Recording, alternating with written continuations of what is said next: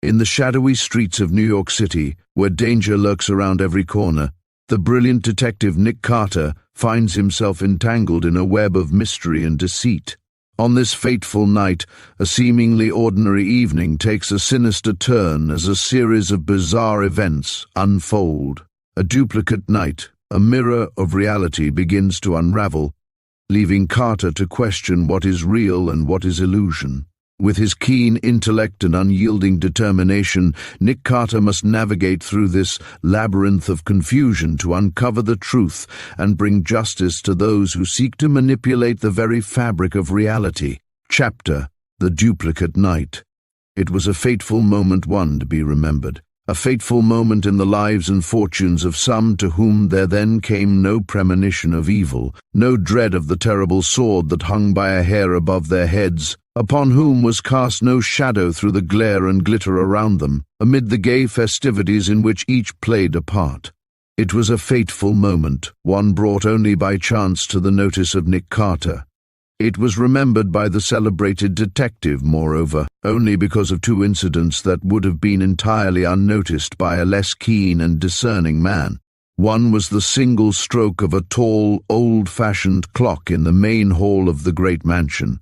It struck the 10:30. The hall in which it struck, and in which Nick Carter then was standing, was that of the magnificent Carrington mansion on Washington Heights, the home of the wealthy railway magnate Horace K. Carrington, a millionaire 50 times over, and prominent with his handsome wife in the most fashionable and exclusive circles of New York society. It was the night of the 15th of January, memorable for an unusual warm spell of more than a week, which had melted the last vestige of snow and drawn the last sign of frost from the ground.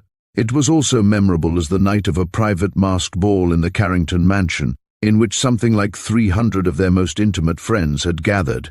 The avenue and streets adjoining the extensive estate were thronged with conveyances of the most expensive kinds, limousines and costly motor cars predominating. The elegant grounds, covering nearly an entire square, were almost as bright as day under the glare of a myriad of electric lights suspended among the trees of the surrounding park. The superb mansion itself was ablaze from basement to roof. Its broad halls and spacious, sumptuously furnished rooms were thronged with masked guests, many in elaborate fancy and historic costumes, and some in nondescript attire.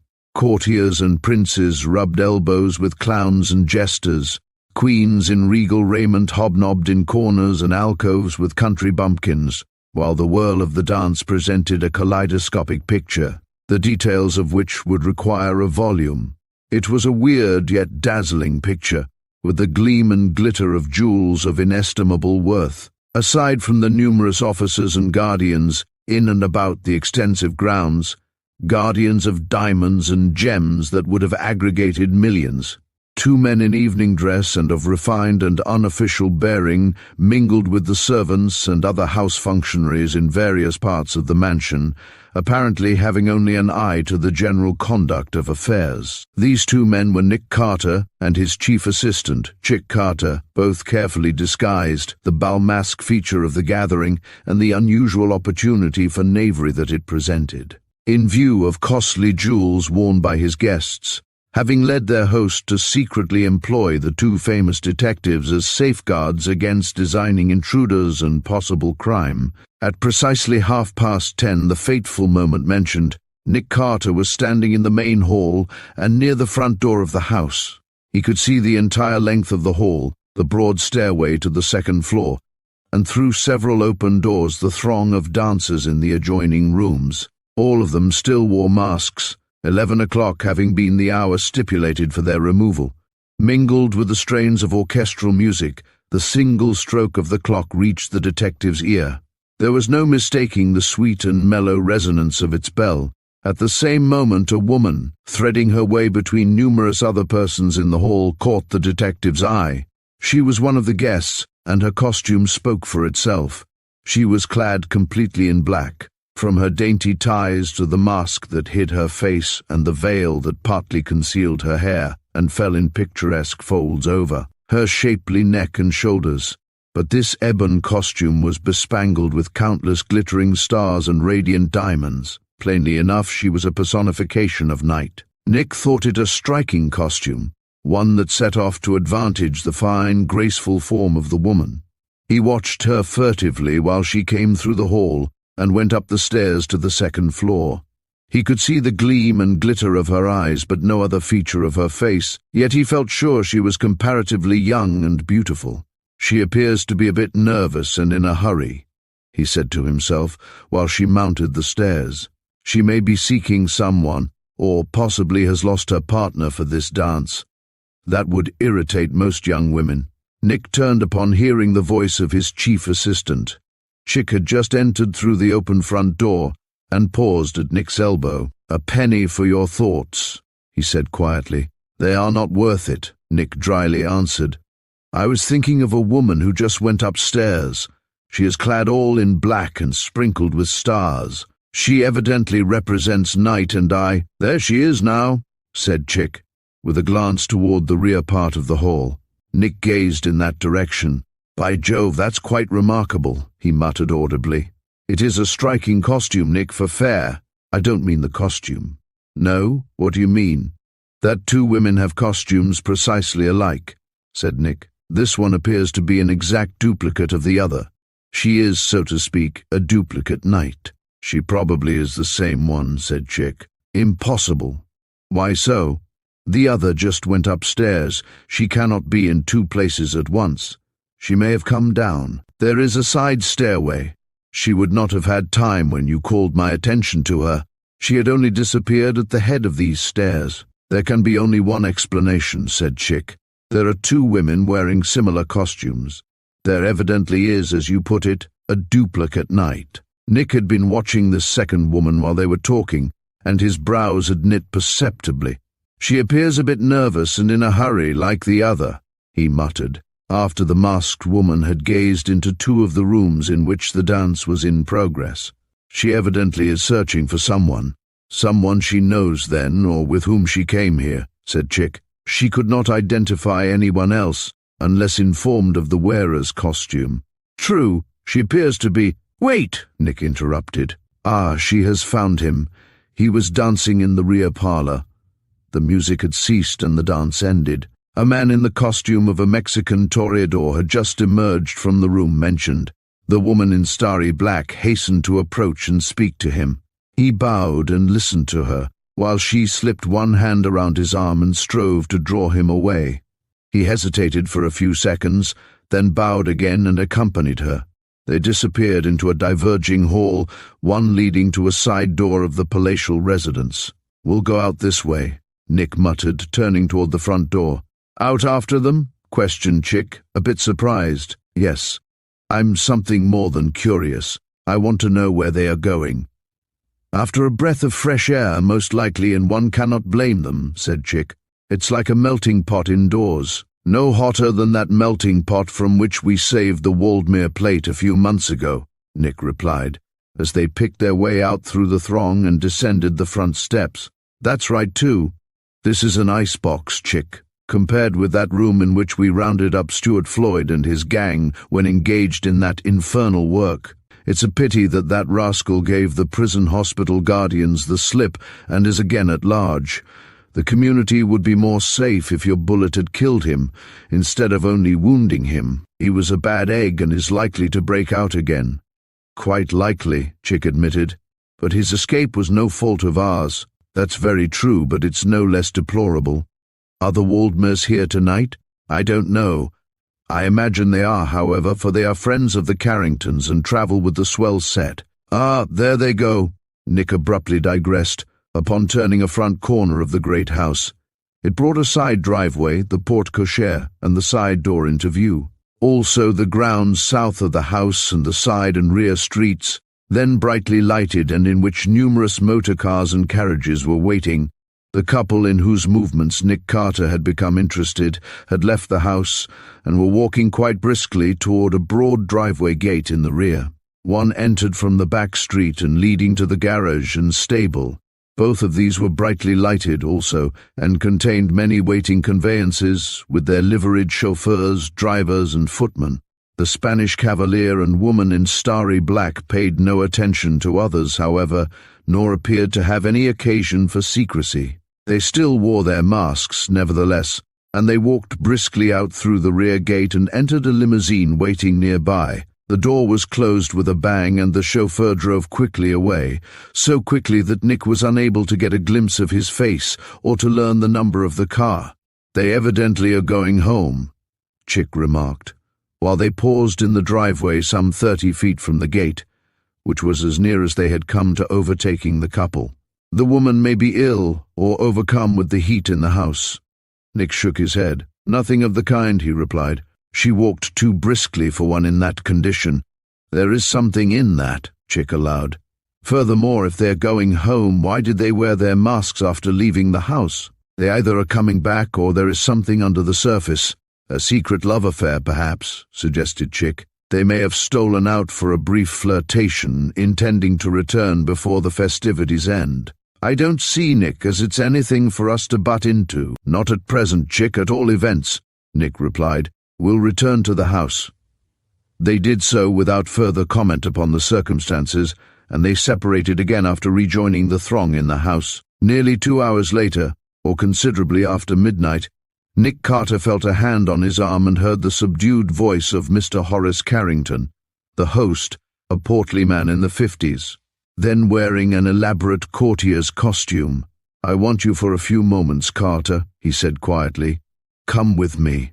"Anything wrong?" questioned Nick, noting his gravity. "I fear so," said Carrington.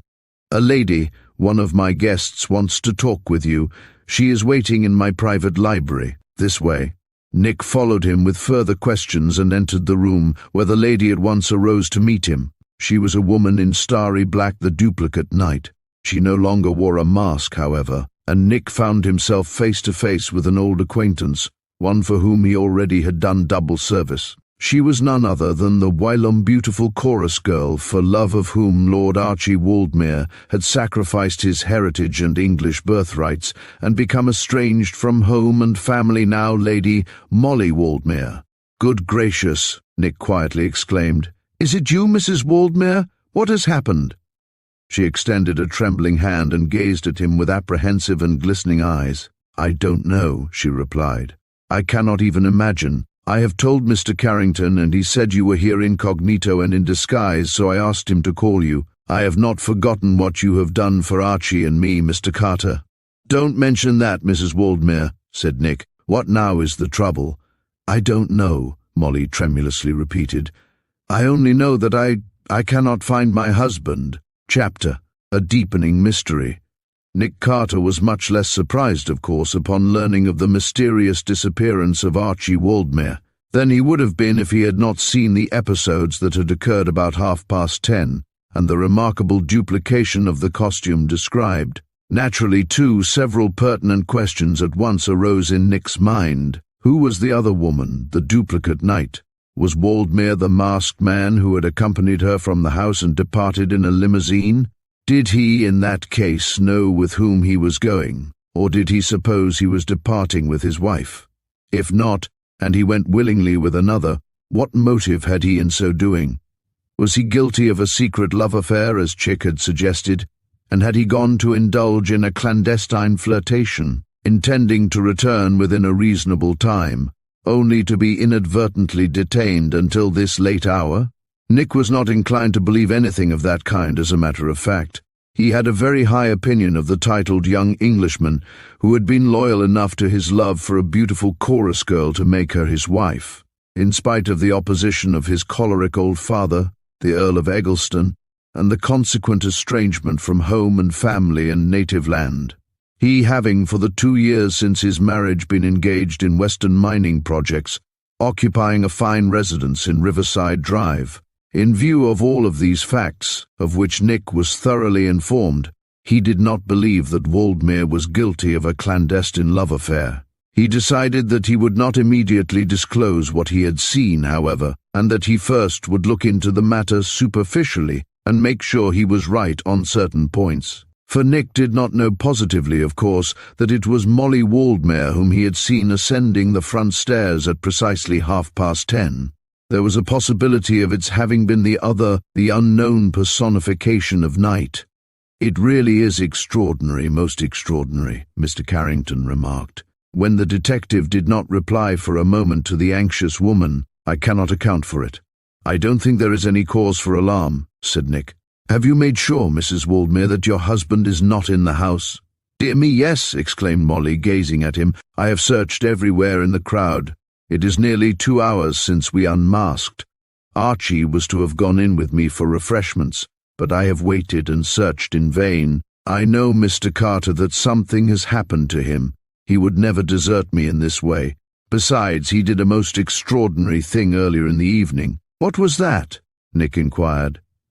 "Sit down, Mrs. Waldmere, and tell me. I will look into the matter." Mr. Carrington had closed the door of his private library, and all three then sat down to continue the discussion.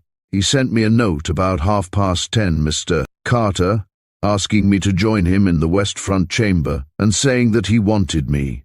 Here it is, merely these penciled lines on a scrap of paper.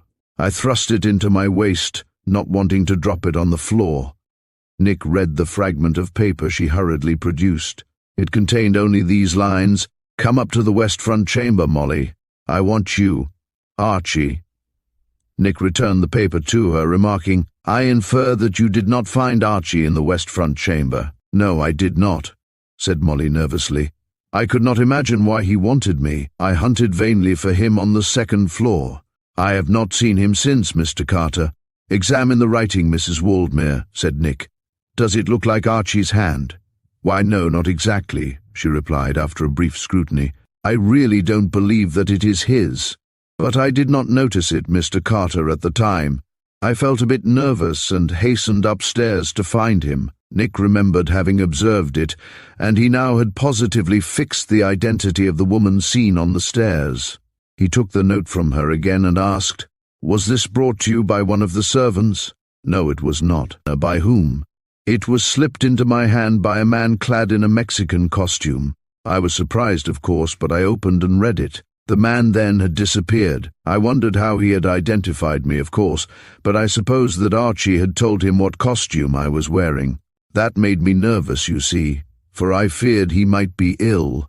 I could think of no other reason for his wanting me." "When had you previously seen him?" "Not for half an hour, Mr. Carter, or longer." Nick took the note from her again, saying while he slipped it into his pocket, "I will keep this for a time, Mrs. Waldmere, if you have no objection." "None whatever." "Tell me now what costume your husband wore." "That of a Spanish cavalier." "Did he have it made or rent from a costumer?" "He hired it from Perrault in Fifth Avenue." "And yours?" "Came from the same place. Some of the jewels have been added, and will be removed before I return it," said Molly, pointing to some of the ornaments. Nick gazed thoughtfully at the floor for a moment, then turned to Mr. Carrington. "Your guests were admitted by card, I believe," he said inquiringly. "Yes." Each presented an invitation card to Perkins, the butler, with the bearer's name and that of the costume worn. "Who now has the cards?" "Perkins has charge of them." "Have him bring them here," Nick directed. "I wish to examine them." Mr. Carrington withdrew to find the butler. "When did you decide to wear this costume, Mrs. Waldmere?" Nick then asked, turning to her again. "Oh, nearly a week ago," said Molly. "I engaged it of Perrault about that time. Who except him knew you were to wear it?" "Did you inform any person?" "Only one, aside from my husband and the servants, who may have heard me discussing it with him," said Molly. "I told one intimate friend of mine, Clara Ringgold of Brooklyn. She and her husband were invited and intended coming, but I have not seen either of them. Something must have prevented them." "What costume was she to wear?" "That of a cabaret singer. She has a beautiful voice. We confided in one another, Mr. Carter, that we might recognize each other during the evening." "Where were you at that time, when we confided in one another?" "Yes, I was calling on Mrs. Ringgold in her Brooklyn residence. That was several days ago." "Were you alone with her?" "Yes, we were seated in the library." "She is the wife of the Honorable Charles Ringgold, I take it, who was a member of the last Congress?" "Yes, the same," bowed Mrs. Waldmere. "She—" "One moment, please," Nick interposed. Mr. Carrington had returned, bringing a pasteboard box containing the invitation cards received by the butler at the front door, and presumably bearing the name of every guest who had entered the house. Nick at once began a rapid inspection of them, his companions watching him with mute interest, and he was not long in finding what he sought.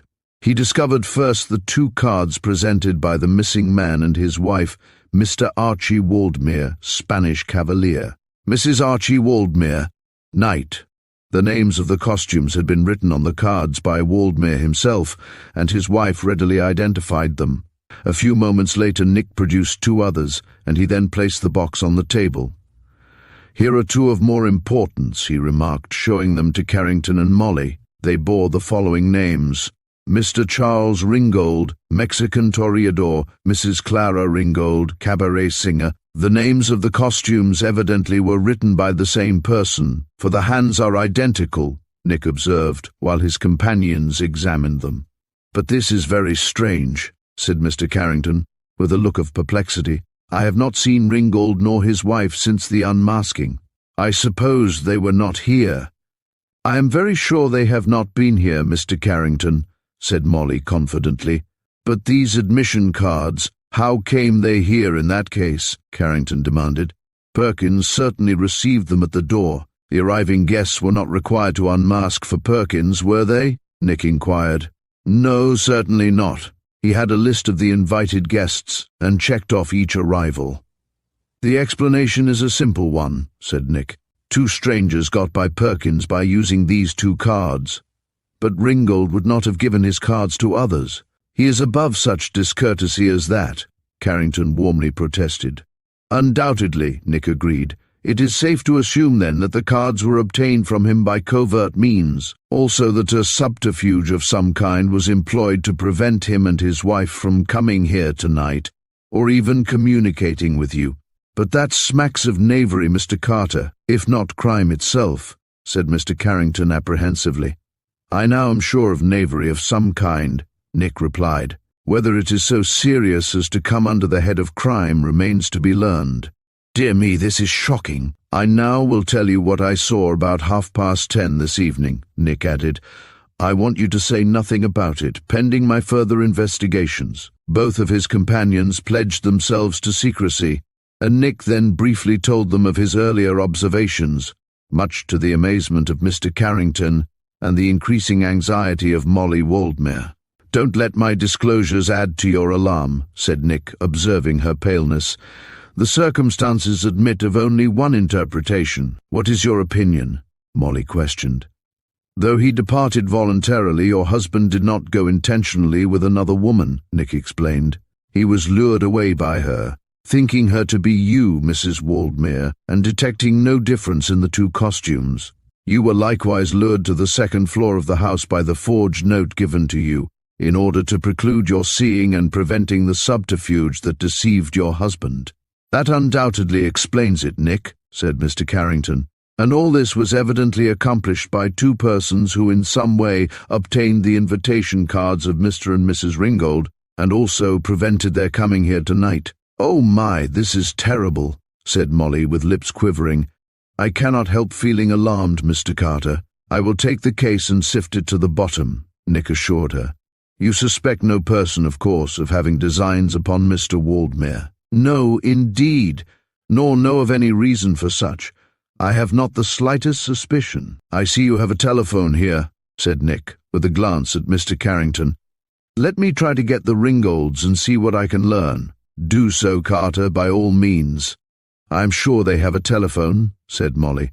"I frequently talk with Clara." Nick looked up the number, but he tried in vain for several minutes to get a response. All he could obtain was that of the exchange operator. "They do not answer." "There must be a reason for this," said Nick, replacing the receiver. "They ought to hear the repeated ringing of a telephone bell, even if they are abed." "What's to be done?" asked Molly anxiously. "I am trying to be calm, Mr. Carter, but I am frightfully disturbed." Nick came to an abrupt determination. "I will go to Brooklyn and see what can be learned," he replied. "In the meantime, Mrs. Waldmere, you must go home and wait until you hear from me." "When will that be?" "I will telephone to you as soon as I return from Brooklyn." I then shall go to my residence, from which I will ring you up. Chick will remain here, Mr. Carrington, until your guests have departed. I think there will be nothing more wrong." "This is bad enough, Carter, heaven knows," was the grave reply. "Oh, it may not prove as serious as you apprehend. Not serious at all, perhaps," Nick said lightly, though chiefly to encourage the woman. Well, I hope not." "Do nothing more about it nor say anything to others," Nick repeated. "Leave the matter entirely to me. I will do all that can be done with the case, and will lose no time in doing it." Molly Waldmere thanked him feelingly, then went to make her preparations for returning home. Mr. Carrington detained the detective for a moment, asking gravely, "Tell me frankly, Carter, what do you think of this? Do not deceive me." "Frankly then, Mr. Carrington, it looks bad, quite bad," said Nick. "Knaves do not take such risks nor go to so much trouble, unless with some strong incentive. I cannot conjecture what lies back of it, of course, but I am going to find out. Will you communicate with me later?" "Surely by tomorrow morning. Keep quiet in the meantime and leave me to do the rest." Nick remained only to talk briefly with Chick, telling him what he had learned, and he then departed hurriedly, heading for home in a taxicab. Chapter. Nick confirms his theory. Nick Carter stopped at his Madison Avenue residence on his way to Brooklyn, only to pick up his junior assistant, Patsy Garvin, whom he aroused from bed, and with whom he soon was seated in the waiting taxicab. "I thought I might need you," Nick remarked as they sped away. "There's no telling what we may learn, and it's always well to be on the safe side." "Sure thing, Chief," Patsy readily agreed. "But what's up?" Nick then told him what had occurred in the Carrington mansion, carefully covering all of the essential points, as was his custom when discussing a case with any of his assistants. "Gee whiz, it don't look good to me," said Patsy after listening attentively. "Someone has it in for Waldmere good and strong, Chief, or such chances would not have been taken. That is what I told Mr. Carrington." Nick nodded. "But why did they take that way to get him?" Patsy doubtfully questioned. "They could have nailed him much more easily but it is not easy to get away with a man like Waldmere," Nick interrupted. "He is interested almost solely in his home, his business, and his social enjoyments. Any covert attempt to lure him from either would at once be regarded with suspicion. Besides, there may be much more to this affair than appears on the surface." "Have you any suspicions?" "None whatever, Patsy, at present," said Nick. "We must dig up evidence that will supply us with a definite clue. I think the Ringolds may be able to aid us." "Are you acquainted with them?" "With Mr. Ringold, but not with his wife," said Nick. "We will ring them up, however, in spite of the hour." It was 2 o'clock when they sprang from the taxicab in front of the fine Ringold residence in a fashionable quarter of Brooklyn. With Patsy following, Nick hastened up the walk leading to the house and rang the bell. The summons brought a response from one of the front windows on the second floor. It was hurriedly opened, and the head and shoulders of Mr. Ringold himself appeared. "Who's there?" he called, gazing down. "Nick Carter," replied the detective. "Slip on your bathrobe, Ringold, and come down to the door. I want to talk with you." "Great Scott!" Mr. Ringold exclaimed audibly. "You here, Nick, at this hour? What's wrong? Come down and admit me. I then will tell you." "I'll be with you in half a minute." Little more than that had elapsed when Mr. Ringold opened the door and admitted the detectives, conducting them into the library and switching on the light. "Now, Nick, what's it all about?" he inquired, gazing curiously at him. "It's about the Carrington ball," Nick replied. "How happened it that you and your wife did not go?" "For only one reason," said Mr. Ringold. "It had been postponed, Nick, because of the sudden illness of Mr. Carrington." "That's so?" queried Nick, smiling. "Who informed you?" "A messenger sent out by Mrs. Carrington. He came in a limousine this afternoon. He stated that Carrington was ill, that the ball had necessarily been postponed, and that the invitation and admission cards had been recalled and would be reissued later. Did you see the messenger?" "No, I had not returned home from my office." "Who saw him?" "My wife talked with him. She gave him the cards of our invitation. He said that he and the Carrington butler had been sent to collect them from all who had been invited. Mrs. Ringold suspected nothing wrong. Why should she? Nor you when she informed you." "Certainly not." The messenger told a plausible story. He appeared trustworthy, or my wife would have detected it. "Is there something wrong, then, that you have called here?" Mr. Ringgold demanded a bit impatiently. Nick then told him the circumstances, or insofar as served his purpose, while his hearer gazed amazedly and with manifest regret. "By Jove, this is most astonishing, Carter," he then said gravely. "Who would have thought of such an imposition? I care less for having been cheated out of a fine evening's enjoyment than that our invitation cards have been turned to such a despicable use. I will ask my wife to join us, if you wish to question her." "You may, Ringgold, if you have no objection," said Nick. "I want a description of the messenger, also any other information that your wife can give me. I will speak to her." "Gee, it looks like a neatly framed-up job, Chief Affair," said Patsy, while they waited. "Decidedly so," Nick agreed. "See whether that telephone is in working order." He glanced at one on the library table, and Patsy hastened to obey, presently reporting that he could get no communication from the local exchange. "The instrument has been put out of commission," said Nick. "That's about the size of it," nodded Patsy. "It was done to prevent the Ringgolds from calling up Mrs. Carrington to inquire concerning her husband's alleged illness, or to verify the postponement in case of any suspicion." "Right again, Chief, for 100. It's 10 to 1 that the wires have been cut outside where they enter the house," Nick added. "We'll have a look at them presently." Mr. Ringgold returned with his wife at that moment, and Nick resumed his inquiries. The woman could add but little, however, to what her husband already had stated. She described the messenger as a dark man of medium build, wearing a livery and accompanied by a chauffeur, who remained in the limousine while the other performed his supposedly genuine mission. "At what time did he call, Mrs. Ringgold?" Nick inquired. "I think it was shortly after 5 o'clock, she replied. "It then was dark out of doors?" "Yes, indeed, it had been dark for some little time. It did not occur to you to telephone to Mrs. Carrington, I infer, to inquire concerning her husband or to express your sympathy," said Nick. "Well, I think quite likely I should have done so," Mrs. Ringgold replied. "But I first undertook to call up my friend, Mrs. Waldmere, and I found that the telephone was out of order. That precluded both communications." "And you suspected nothing wrong?" "No, nothing whatever. I did not dream of such an imposition as my husband has just mentioned." Nick did not add to his inquiries. He directed both to say nothing about the matter, and after a word of regret for having disturbed them, he withdrew from the house with his assistant. "Now, Patsy, we'll have a look at those wires," he said quietly, after Ringgold had closed the front door. "I'm with you, Chief." Patsy nodded. They had no difficulty in finding where the wires entered the house, a point near one of the library windows.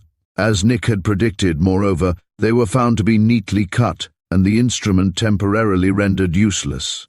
"Here are tracks of the rascal's boots," he remarked, pointing to some imprints in the damp earth. "He stole in here after getting the invitation cards and cut the wires. Surest thing you know," said Patsy. "That is why he waited until after dark before calling here," Nick added. "He then could turn the trick without being seen. Come, we'll go home. We can accomplish no more until tomorrow." "But what can we then accomplish?" questioned Patsy. "We seem to have no clue to the identity of the rascals, nor any thread worth following up." "I'm not so sure of that," Nick replied. "We'll consider it later." It was 3 o'clock when they arrived home, and they found Chick waiting for them in the library, with a cigar in his mouth and his heels elevated to the edge of the table. "Well, we don't get much beauty sleep tonight," he remarked with a laugh, when Nick and Patsy entered. "You don't need any," said Patsy dryly. "So my mirror tells me," replied Chick, laughing again. "What more have you learned, Nick?" Nick informed him of the results of his hurried visit to Brooklyn. "By Jove, it's a curious case," Chick then declared. "The job certainly was well planned and very neatly executed. But what's the big idea? Who is out after Waldmere? With what object, Nick, and who are the culprits?" "Those are questions more easily asked than answered," said Nick. "It is hard to say why Waldmere has been abducted." "You think, then, that he has been abducted?" "The circumstances point strongly to that. Waldmere is not a man to be mixed in a mess with another woman." "That's true," Chick agreed. "The motive may have been revenge. Stuart Floyd is at large, you know, and he may have had it in for Waldmere because of those former cases, and for having put us on his track. He is capable of any kind of a knavish job. There is nothing in speculations, said Nick. I'll think it over in bed and we'll discuss it in the morning. That's good judgment in view of the hour, Chick vouchsafed, rising. There is a bare possibility, too, that Waldmere will have returned by that time. Nick did not reply to this, nor was it verified the following morning. 10 o'clock found all three seated in the detective's business office. Nick had been in communication with Mrs. Waldmere, also with Mr. Carrington, but only with negative results. The situation stood precisely where it had stood the previous night. Nick Carter's mind had been active in the meantime, however, and he had decided what steps must be taken. The motive for this crime is beyond conjecture, said he in reply to a question from Chick. It can be learned only when we have identified Waldmere's abductors, discovered what relations have existed between them, and unearthed additional evidence in the case. That is what next must be done. But along what lines? Chick inquired. One is open, Chick, by a single significant point, Nick replied. The crooks must have learned several days ago what costume Mrs. Waldmere intended wearing, or they would not have been able, nor have had time, to prepare a duplicate of it. True, Nick, that goes without saying.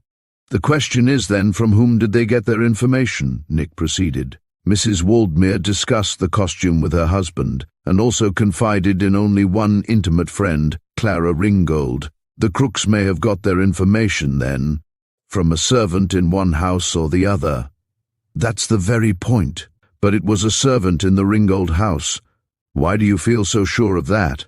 For several reasons, said Nick. First, because Waldmere is a fine fellow and his wife a lovable mistress, and their servants would be much less likely to be treacherous than persons employed elsewhere. There is some truth in that, Chick allowed. Second, because the crooks made a mark of the Ringgolds and used their invitation cards, Nick went on. Why did they select that Brooklyn couple instead of some invited couple living nearer? You say, first, because there would be less danger of detection of a personal call at the Carrington residence when the telephone proved useless than in the case of persons living in town. That's true.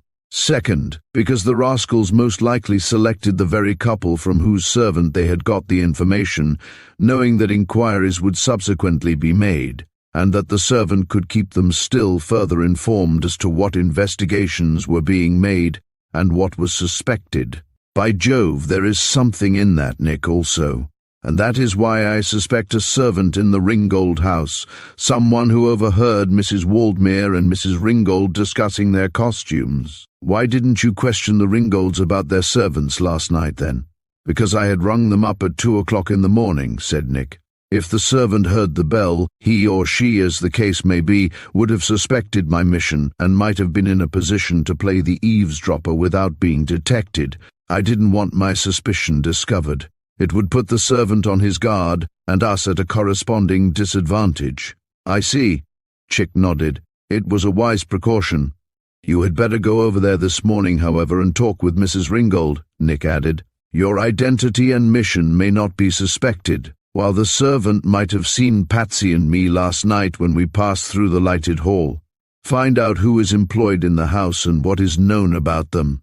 I've got you, said Chick. Leave it to me. Aren't you overlooking one point, Chief? Questioned Patsy, who had been listening to the foregoing. What point is that, Patsy? The crooks may have learned from the costumer or from one of his clerks what costume Mrs. Waldmere intended wearing. I have thought of that, but it is quite improbable, said Nick. They would not have known to begin with that Mrs. Waldmere had any intention of hiring a costume from Perro. Furthermore, costumers of his high standing do not betray their patrons, and crooks know it, and would have sought elsewhere for the desired information. Gee, I guess you're right, Chief, after all. I think my other suspicion is the correct one. I'll run over to Brooklyn then at once, said Chick. Do so, Nick replied, rising. I'll pay Perroet in the meantime, and see what I can learn from him. The costume worn by Mrs. Waldmere must have been previously seen by the duplicate knight, whoever she was, or she could not have duplicated it. We'll look into that. You may go with me, Patsy. Chapter 4. A Scarlet Thread. It was 11 o'clock when Nick Carter and Patsy entered the extensive business establishment of the leading New York costumer, Monsieur Jules Perrot, in Fifth Avenue. Perrot himself, a suave and polished Frenchman, happened to be conspicuously in evidence and hastened to meet them, bowing and smiling and rubbing his hands. Nick addressed him quietly and introduced himself, evoking ejaculations and a more intent and interested stare from Perrot, which turned to an expression of gravity when the detective stated his mission. "I will aid you with pleasure, monsieur," he said readily. "Walk into my office, please, both of you. The devil must have been abroad last night, the wolf in the lamb's clothing. Pardieu, your case is not all, Monsieur Carter. There is another." "Another, Mr. Perrot?" questioned Nick. "What do you mean?" "Wait, I will bring my books," said Perrot, turning to enter an outer office. "I will bring my books and the letter." "Gee, this looks like something more in the wind," remarked Patsy. "I am more inclined to think that all relates to one job," Nick replied. "It would be strange indeed if there were two at just this time and place. We can presently tell." Perrot returned while Nick was speaking, bringing a book containing the daily record of his rented costumes, and over his arm the costume of a Mexican toreador, seen by Nick the previous night, and worn by the man who had slipped the forged note into the hands of Molly Waldmere. I thought so," Nick quietly remarked to Patsy, at once recognizing the costume. "There is but one job in which all of these costumes figure. I will stake my reputation on that." "This was returned to me this morning by a messenger," said Perrot, laying the costume on a table. "In the pocket of the blouse was found this sheet of paper, on which is written, 'But you shall see. You shall see for yourself, Monsieur Carter.'" He turned to an open roll-top desk, from which he took a somewhat crumpled scrap of paper, evidently torn from a notebook. Written on it with a lead pencil were the following lines: "Dear old pal, I am waiting with the car where you directed. Bring the gink out quickly, or a gun may move me on. Land him in the car, pal, and I'll do the rest. I've got the stuff to quiet him until we can slip him the steel. I'll pick you up as directed. Have the cat land him and there'll be nothing to it. Toby." Nick Carter frowned while he read this communication, so suggestive of sanguinary designs. Had it been written by the driver of the limousine in which Waldmere was seen to depart with an unknown woman? Was it she referred to as the cat? Had the note been sent in to the wearer of the toreador costume? Had he slipped it into the pocket and inadvertently left it there when returning the costume? Naturally, of course, these questions at once arose in Nick's mind, and they seemed to compel affirmative answers. He gave the note to Patsy to read, then turned to Perrot and inquired, "When was this costume returned?" "A messenger brought it about an hour ago," said Perrot. "My girl Marie found the paper in the pocket and brought it to me. It was not there when the costume went out. We are sure of that, Monsieur Carter." "Who had the costume last night?" "It was let to a man who gave the name of John Talbot, address Lexington Avenue. He paid in advance and sent for the costume yesterday afternoon. I have sent my clerk to the address, but no such a man is known there." "That does not surprise me," said Nick. "Talbot was a stranger to you?" "Yes, Monsieur Carter, a total stranger." "Do you recall him? Can you describe him?" "Only that he is a man of good build, quite dark and with a beard." "The beard cuts no ice," said Nick, taking the note from Patsy. "If engaged in such deviltry as this suggests, he would have called here in disguise." "I will keep this note, Mr. Perrot, and look into the matter." Perrot signified his consent with a bow, a smile, and numerous gestures. He exclaimed, "As you will, Monsieur Carter. I wondered if I ought to give it to the police." "You have done better," Nick assured him. "Now, Mr. Perrot, about the costume hired by Mrs. Archie Waldmere." "Ha, I remember," said Perrot. "Madam is one fine lady. It was the lace costume of night." "That's the one," bowed Nick. "Do you remember when she engaged it?" 1 week today, Monsieur Carter. Wait, I will be sure. I will show you the entry." Perrot hastened to find it in the book, and the date confirmed his statement. "Was the costume seen, or let to any other person during the week?" Nick inquired. "It was, monsieur," Perrot said quickly. "It was let 2 days later to a young woman who— Wait, I will show you. Ha! It is here." To Miss Belle Blair, Boston Road, Fordham. She paid in advance and returned it the next day. It was in the perfect order. One would not think she had worn it. Nor had she, Nick said dryly. Hey, what is that? I think, Perrault, that you must say nothing of any of this to others, Nick pointedly interrupted. There is a crime involved and I rely upon your discretion. Pardieu, you may safely do so. The night costume was hired only in order to make one so nearly resembling it as to defy ordinary inspection, Nick added. But the name of the woman is not Belle Blair, nor does she reside in Fordham. She is a crook, as well as the said Talbot. That's dead open and shut, Chief, remarked Patsy. They worked along the same lines.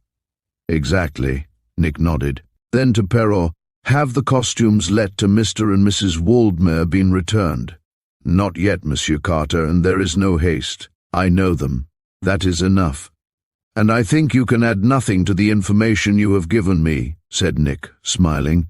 I am obliged to you for it. Here is my card. If anything turns up later, perchance, telephone to me. Perrault promised to do so, and the detective departed. Gee, this certainly looks bad, Chief, don't it? Questioned Patsy as they walked down the avenue. Superficially, Patsy, it certainly does, Nick allowed. Was someone out to get Waldmere? Has he been turned down in cold blood? I am not ready to say. I wish to dig a little deeper. 1 o'clock that afternoon brought additional evidence. It came through Monsieur Perrault, who was admitted to the detective's residence in a state of suppressed excitement. He brought in a paper wrapper, the cape of the Spanish cavalier costume worn by Archie Waldmere the previous night. It was gashed in 2 places with a knife, as if the wearer had been stabbed, and the cloth was saturated with blood. Perrault stated that it had been found by an East River boatman. It was caught on a spike in the river wall at which one of the crosstown streets end, directly over the swirling waters of the East River. The boatman had given the cape to a policeman, who found Perrault's name on it and began an investigation. When told that Nick already was at work on the case, the officer at once sent the costumer to the detective to exhibit the garment and state the circumstances mentioned. Nick examined the cape carefully after Perrault had departed and subjected the stains to a test. Human blood, Patsy, he remarked. There is no question about it. Gee, the case looks worse and worse, Patsy replied gravely. It appears like dollars to fried holes that Waldmere was knifed to death. The collar is torn, as if he put up a struggle. So I see, Nick nodded, still inspecting the garment. And the 2 gashes are on the left side, as if thrusts were aimed at his heart. Gee whiz! It looks to me, Chief, as if he was brutally killed and then chucked into the East River. Go up to the street Bolton mentioned, said Nick, referring to the policeman. See whether there is any sign of blood on the river wall or the near street. Question the people living close by, and find out whether a motor car was heard to stop there during the night. I've got you, Chief, said Patsy, hastening to make ready. Report as soon as possible. Trust me for that. It was 3 o'clock when Patsy returned, and his report was still further convincing. He had found marks of blood on the river wall and in the near street. 2 near residents, moreover, had heard a motor car stop there just before midnight, but had supposed only that some person was returning home. Nick heard this report without any comments. It was not much different from what he was expecting. Chick Carter had returned from Brooklyn in the meantime and was discussing his call on Mrs. Ringgold when Patsy entered. He now resumed it with Nick, saying quite earnestly, "They employ only 4 servants. One is a chauffeur, but he is married and has a home of his own." "He's out of it, then," said Nick. "Who are the others?" "A housekeeper of nearly 60 who has been there several years. It's safe to drop her also. That leaves only the cook, in whom Mrs. Ringgold has absolute confidence, and a girl who serves as a maid, named Annette Levine. She has been there less than a year." "Did you see her?" Nick inquired. "Rather," said Chick expressively. "She was so much in evidence that I could not help suspecting her." "You mean?" "Merely that she passed through the hall 5 times while I was talking with Mrs. Ringgold in the library," Chick explained. "I had cautioned Mrs. Ringgold to speak low, so I know that the girl could not have overheard us. But I noticed that she glanced furtively into the room each time she passed the open door." "Gee, that girl needs looking after," said Patsy, who had been listening. Describe her, chick." "Oh, she's a slender, thin-featured girl of about 20, possibly a little older. She has grey, catty eyes and a foxy countenance. I agree with Patsy that she needs looking after." Nick turned abruptly to his junior assistant. "Go over there, Patsy, and watch the house until you are sure Annette Levine is in bed for the night," he directed. "I told Mrs. Ringgold to give the girl the evening if she asked for it," put in Chick. "So much the better. You will know what to do, Patsy, in that case." "You bet I'll know, Chief," cried Patsy, hurriedly departing. "In the meantime, Chick, you had better see the policemen who were on duty in the street back of the Carrington place last night," said Nick. "One of them may have noticed that particular limousine or its driver. Find out who they were and what they can tell you." Chapter: The Double Reflection. Nick Carter was alone in his library at 5 o'clock that afternoon. Both Chick and Patsy still were absent and at work on the mystifying case. As he frequently did when wishing to concentrate his mind upon a difficult problem, Nick had stretched himself on the library couch, relaxing physically as an aid to his mental operations. The dusk of the January afternoon had deepened into darkness. Joseph, the detective's butler, had switched on the lights in the hall, the business office and library, and he then was in the rear of the house, directing preparations for dinner. Nick was lying with his eyes closed, deep in thought, undisturbed by the faint sounds from the avenue outside, scarce breaking the stillness then in the hall and library. Nick was thinking of the missing man, the titled Englishman, of Lord Archie Waldmere, and of the 2 previous cases in which he had served him so successfully, and in both of which the now notorious crook and escaped convict, Stuart Floyd, had figured conspicuously. Nick was reviewing these sensational cases, as well as that then engaging him.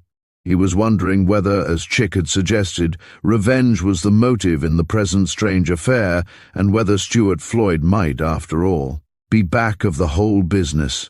The couch on which Nick was lying was so placed that a person reclining on it faced a mirror on one of the walls that opposite the open door leading into the hall. In the hall and nearly opposite this door was a large coat and hat stand, backed with a plate mirror.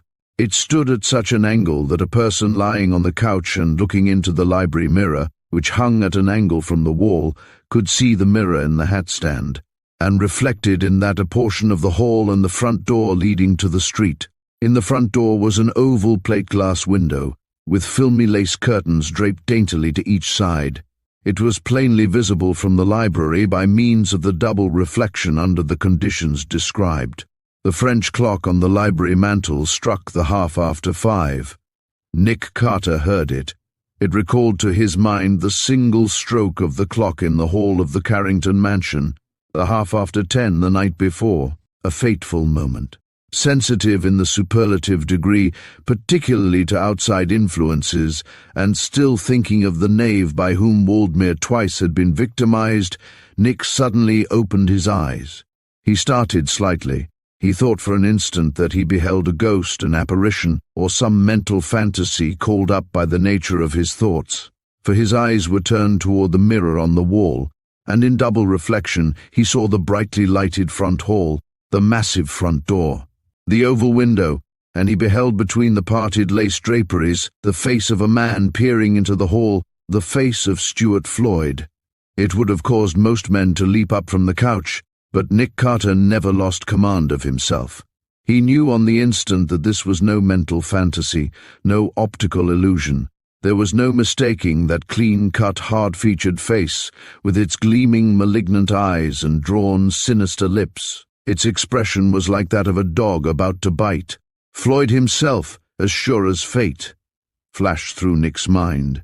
He's gazing in here with some object in view.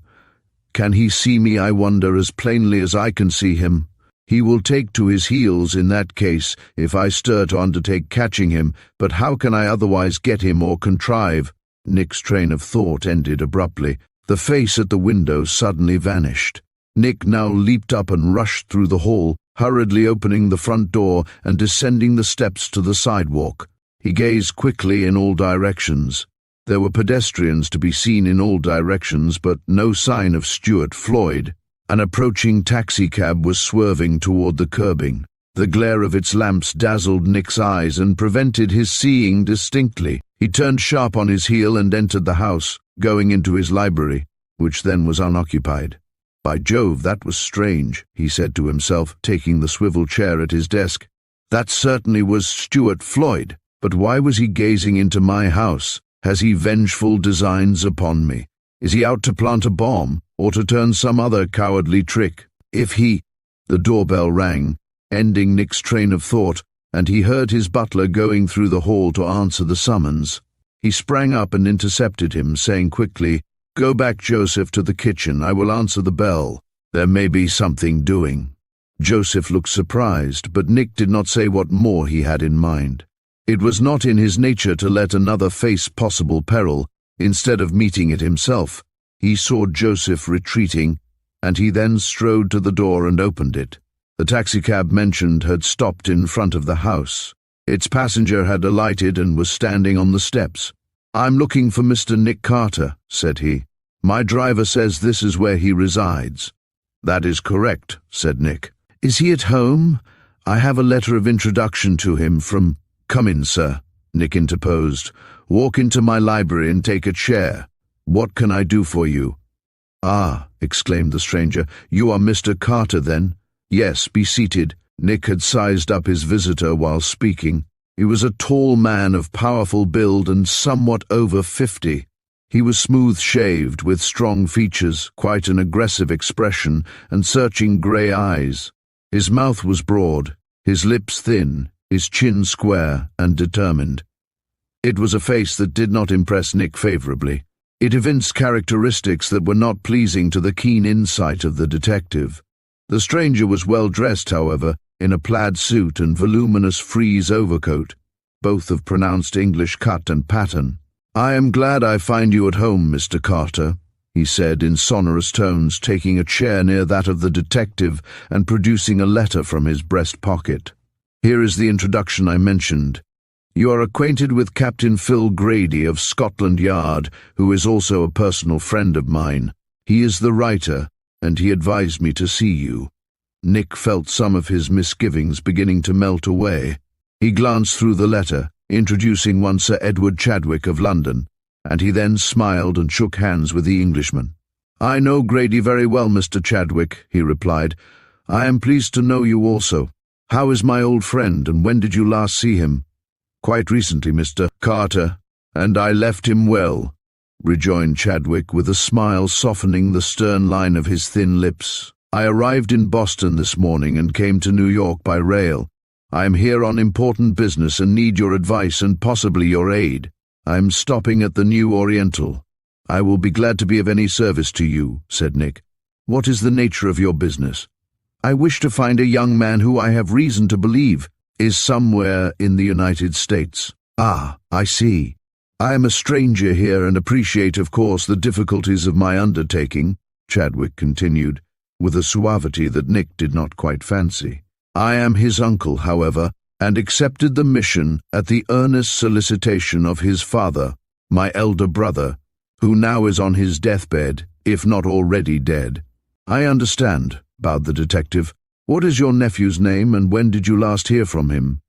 "Nearly 3 years ago." "Where was he at that time?" "He then was in London," said Chadwick, spreading his large hands on his knees.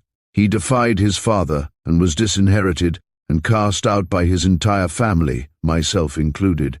He became infatuated with a chorus girl in an American opera company and married her in spite of his father's bitter opposition, the Honourable Earl of Eggleston. He fled with her from England and—" "One moment," Nick interposed. "The young man is Lord Archie Waldmere, I think, a son of the Earl of Eggleston by his second wife, now deceased." Sir Edward Chadwick stared with manifest amazement. "Goodness," he exclaimed. "Is it possible, Mr. Carter, that you know him?"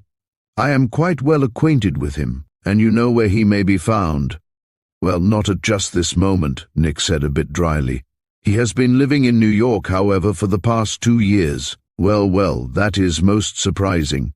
"This is great and glorious news," cried Chadwick, vigorously rubbing his hands. "Captain Grady was right. He said that I would get next to the right man, Mr. Carter, if I called upon you. Really, I am overjoyed." Nick somehow felt that the speaker's joy was not so deep as he asserted. His voice had a twang that grated on the detective's ears. His narrow eyes gleamed and glittered in a way, moreover, that Nick did not fancy. With no show of these distrustful feelings, however, he said agreeably, "It certainly appears that you have come to the right man, Mr. Chadwick. So the Earl of Eggleston is on his deathbed, is he?" "Alas, yes." "Is that why he is seeking his son?" "Exactly," bowed Sir Edward. "His only other son, who would have been the heir to his title and his estate, died 7 months ago. The Earl has no direct male successor except Lord Waldmere. He desires a reconciliation, therefore, and is anxious to forgive the recreant's son and reinstate him as heir to his title and property. That is as it should be, Mr. Carter, and I have done all in my power to bring it about."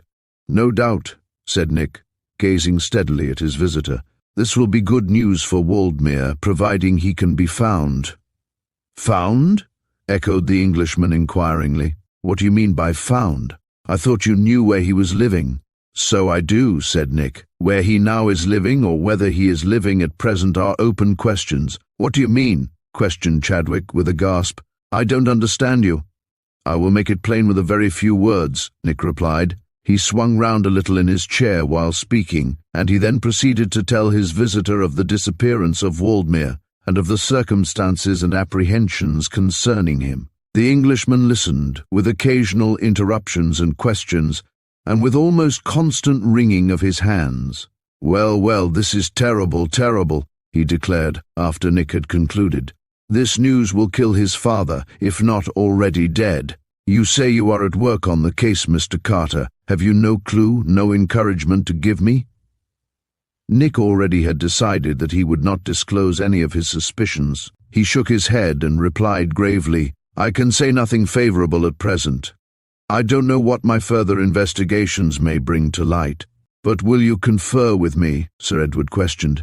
"Will you let me aid you? Will you keep me informed?" "Yes, certainly," Nick interposed. "I will inform you promptly when I have discovered anything definite. I will at once telephone to you, Mr. Chadwick, if you intend remaining at the Oriental. That is my intention, of course, now that I have learned so much from you, and depend upon you so completely. You shall hear from me then, sooner or later," Nick earnestly assured him. "Frankly, I am all at sea at present." "Well, well, I am sorry enough to hear that," declared Sir Edward, unconscious of the sharper gleam in his narrow eyes, but which was instantly noticed by the detective. "If you would like to meet Mrs. Waldmere, however," said Nick, "I will call on her with you and—" No, I do not wish to meet her, Mr. Carter, at present," protested the Englishman, with a half-subdued growl. "She was the apple of discord. I suppose we will have to put up with her. I will meet her after Lord Waldmere has been found, and— But that is enough for the present, he abruptly broke off, rising to go. "Let me hear from you, Mr. Carter. Telephone to me, or call to see me. I shall be on Nettles until you find Lord Waldmere safe and sound. Unless I am much mistaken and less discerning than you think me, you soon will be on Nettles for an entirely different reason," Nick said to himself, while he arose and accompanied Sir Edward Chadwick to the door. Chapter 6. Playing the Spy. It was 6 o'clock when Sir Edward Chadwick left Nick Carter's residence and departed in the waiting taxicab. Half an hour later, Chick Carter came in and entered the library. He found Nick seated at his desk. Lying on it were several articles that figured as evidence in the case. Also a pad of cable blanks and a thick blue book as large as an unabridged dictionary. On a chair nearby was the gashed and bloody cape worn by Waldmere the previous night, the gory aspect and circumstances in connection with which seemed to tell beyond reasonable doubt his tragic fate. "Ah, it's you, Chick," Nick remarked, looking up when his assistant entered. "Anything new?" "No, nothing," said Chick, removing his overcoat and hat and drawing up a chair. "I have tried in vain to trace the murder car, the limousine in which Waldmere was brutally done to a frazzle. There seems to be nothing in it as far as I see, except murder most foul and—" "Oh, but there is," Nick interrupted, turning in his swivel chair. "Something else to it?" "Exactly." "What do you mean?" Chick questioned, gazing. "Have you discovered new evidence?" I have had a visitor and seen a devil, Nick dryly asserted. Seen a devil. A knave who has all the makings of one. None other than Stuart Floyd. Great Scott, Chick exclaimed. You don't mean, Nick, that he was your visitor? Not exactly, said Nick. He only looked in, Chick, probably with some evil design, though I cannot say for what. And your visitor? He was Sir Edward Chadwick of London, England, who said he arrived in Boston this morning. I am glad he called.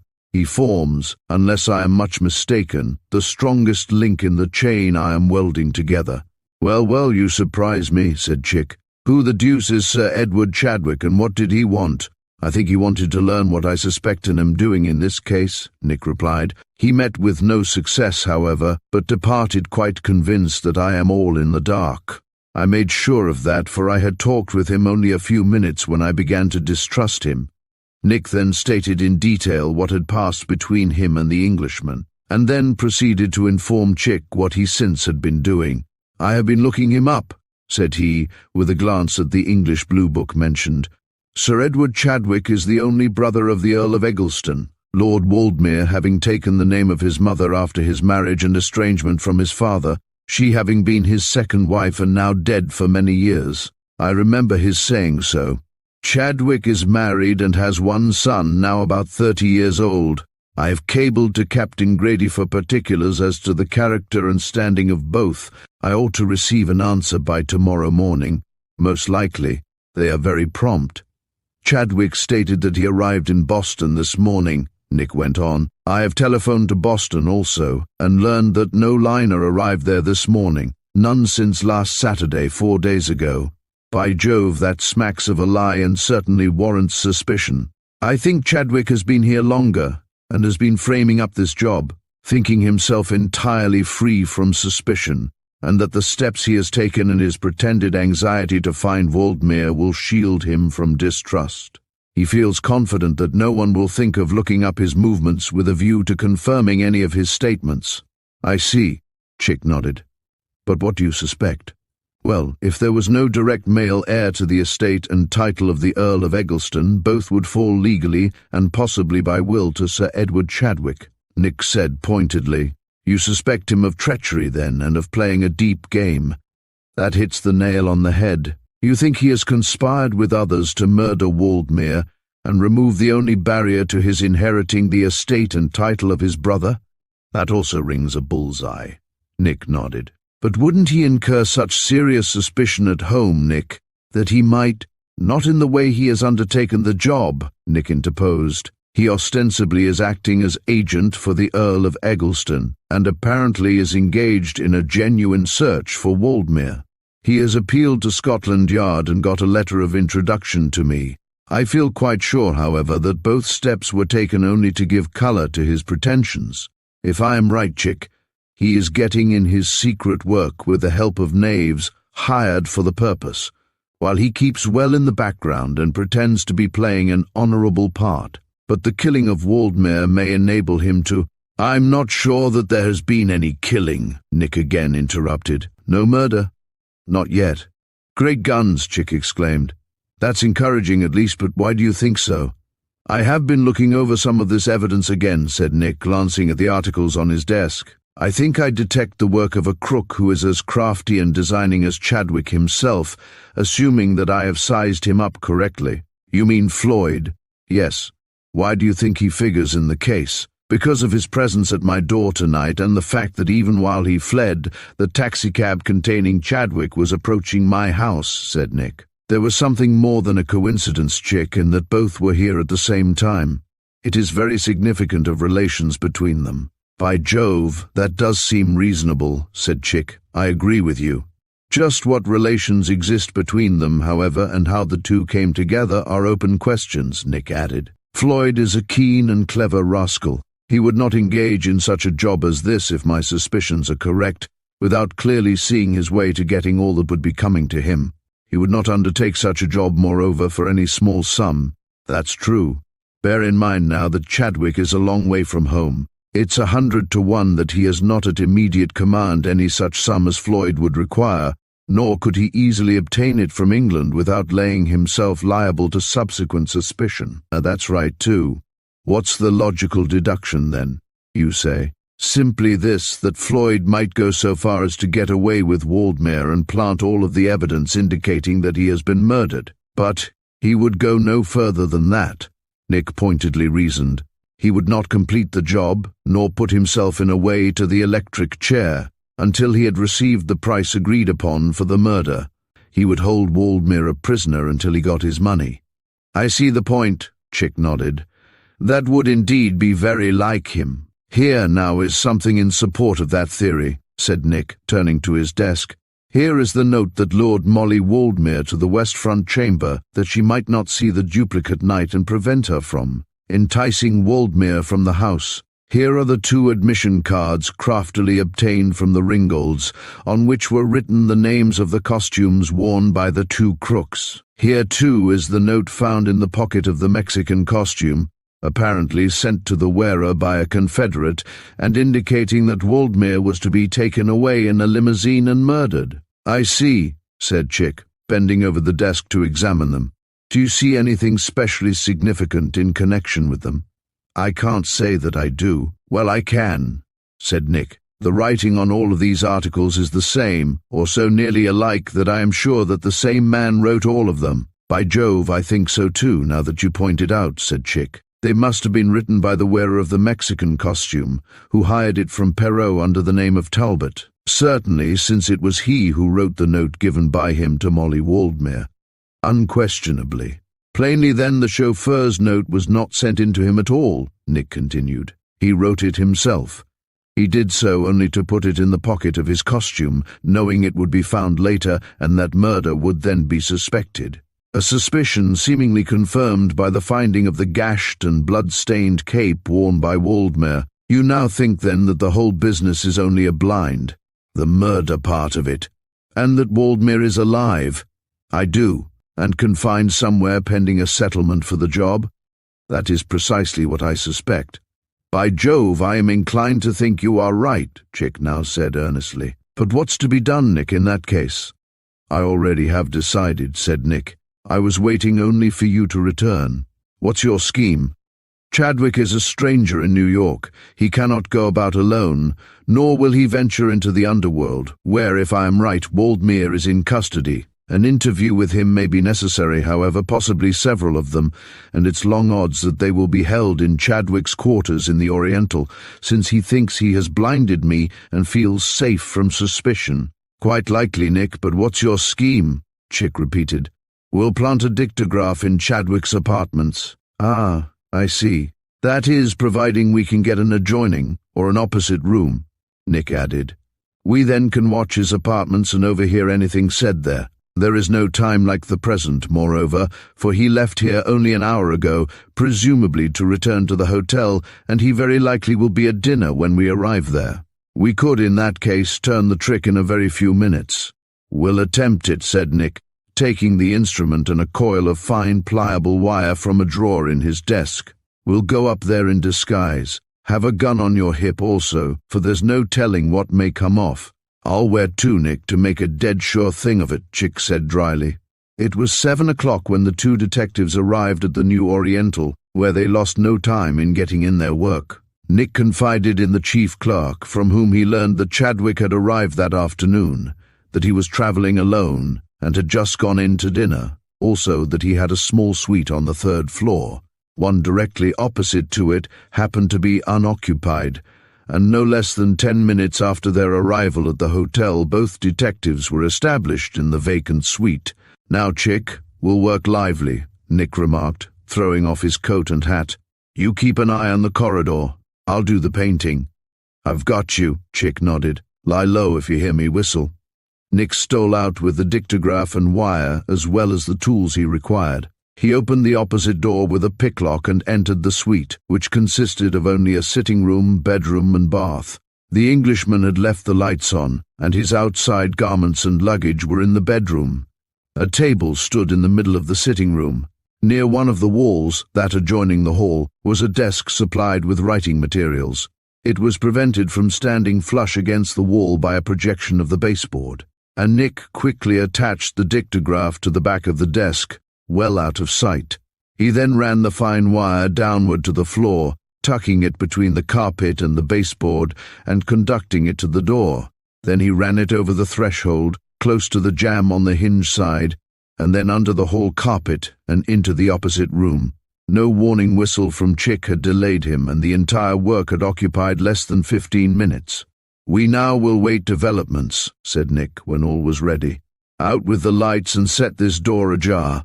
If this man has no visitor tonight, Chick, I shall be much mistaken." Chick adjusted the door, leaving a crack, through which they could see that of the opposite suite, and both then sat down to wait in the darkness. The steps of others could occasionally be heard in the corridor, but half an hour had passed when the Englishman returned to his apartments. Both detectives saw him enter his lighted rooms, consulting his watch when he closed the door. "That may be significant," Nick whispered. "He expects someone, perhaps, at an appointed time." Nick was right, and 8 o'clock brought the expected visitor. He knocked once, then twice on the Englishman's door. The detectives could see him quite plainly in the lighted corridor, a stocky, smooth-shaved man in a plaid overcoat and wearing a fur cap. Nick could see his face only in profile while he waited, but he felt sure he had previously seen him, though he could not then say where. When Sir Edward Chadwick admitted him, however, and the stocky man entered and removed his cap, revealing in the bright light of the room a strikingly bald head, as round as a bullet and glistening like a billiard ball, Nick identified him on the instant. "Great Scott!" he whispered to Chick as the Englishman closed the door. "That's Baldy Gammon. That does settle it."